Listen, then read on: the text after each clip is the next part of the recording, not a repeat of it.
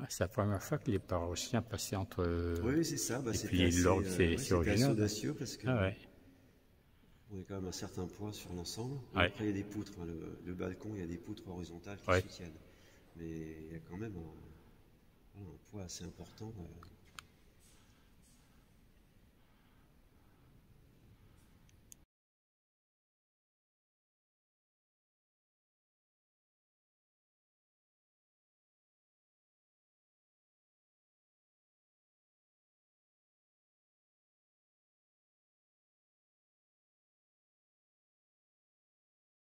Ça, c'est du peuplier, là on a du chêne, voilà.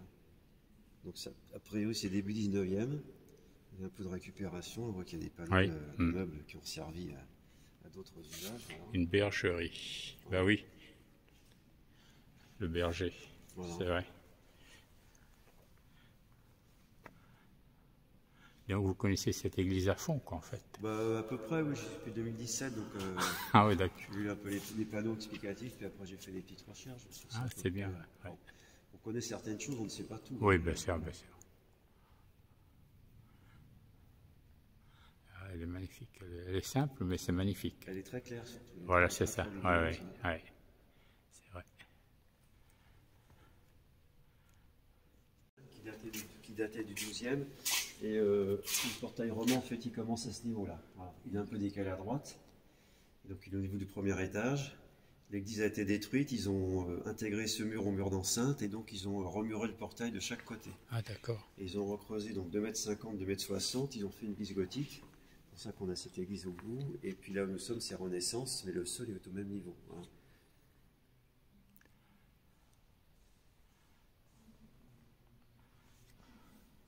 95, et donc là, le maître verrier a rajouté des couleurs. D'accord. Il a remplacé des parties manquantes par des pièces colorées.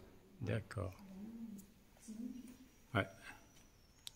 Donc ça vient de la ville de Troyes, de 50 km de Troyes. Il y a beaucoup d'églises à Troyes qui ont ce type de vitraux. D'accord. C'est intéressant de savoir parce que je ne suis pas allée à Troyes. Et puis ils ont ouvert un centre du vitrail, c'est un musée sur le cité du vitrail, ça s'appelle. Puis les deux médaillons en bas, c'est la famille de Mestre qui a financé les travaux, qui a fait figurer le nom de la famille.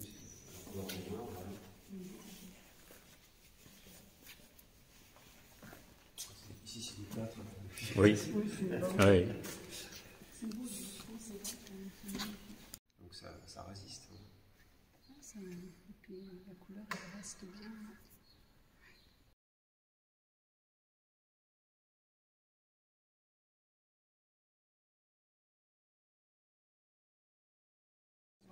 Et pareil, toute la voûte, c'est fait au pochoir.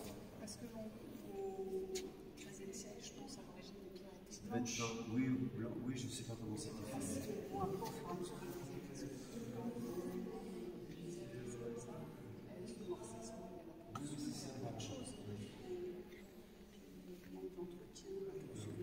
Là, on sait que c'est fin 19e parce qu'on a le dernier médaillon. Voilà, le bras de ma branche de lunettes, voilà, c'est très, très découpé. Voilà.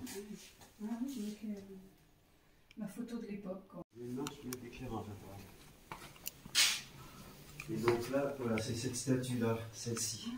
Et on pense que c'est, donc là on est dans la deuxième moitié du XIIIe siècle, on pense que c'est l'architecte du maître d'œuvre de l'église gothique qui s'est fait, entre guillemets, tirer le portrait. Ouais.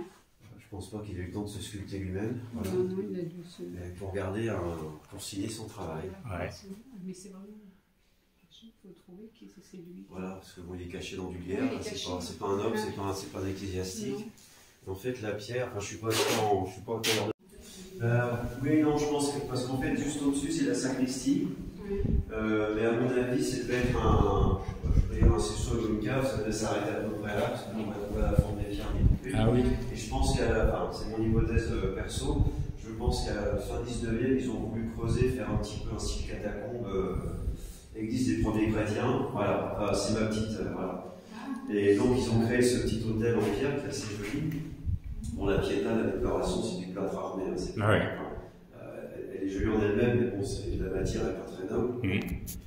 Et donc, ils ont créé cette petite chapelle pour des offices très, très réguliers. Voilà.